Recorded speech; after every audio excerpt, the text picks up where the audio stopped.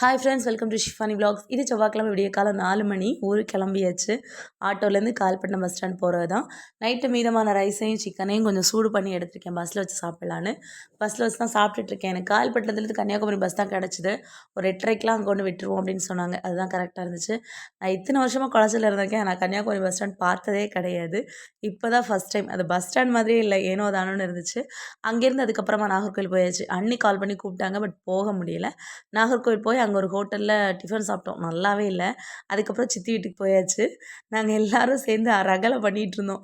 நிறைய ஃபோட்டோஸ் எடுத்து ஜாலி பண்ணி பேசி சிரித்து அவ்வளோ ஹாப்பியாக இருந்துச்சு. நாங்கள் சேர்ந்தாலே அந்த இடம் அப்படியே கலகலன்னு ஆகிடும். எனக்கு வந்து மாப்பிள்ளை வீட்டிலேருந்தேமே அழைப்புண்டு. மாப்பிள்ளை வந்து என் ஃப்ரெண்டோட தம்பியோட ஃப்ரெண்டு. அதனால் ஈவினிங் வீட்டுக்கு வந்து அந்த ஃபங்க்ஷனுக்கு கிளம்பியாச்சு. ஃபோட்டோஸ் எல்லாம் எடுத்துகிட்டு நமக்கு முக்கியமான வேலை சாப்பாடு தான். சாப்பிட்டு முடிச்சுட்டு நீட்டாக வீட்டுக்கு கிளம்பிட்டோம். வீடியோ பிடிச்சா சேனலை மறக்காமல் சப்ஸ்கிரைப் பண்ணி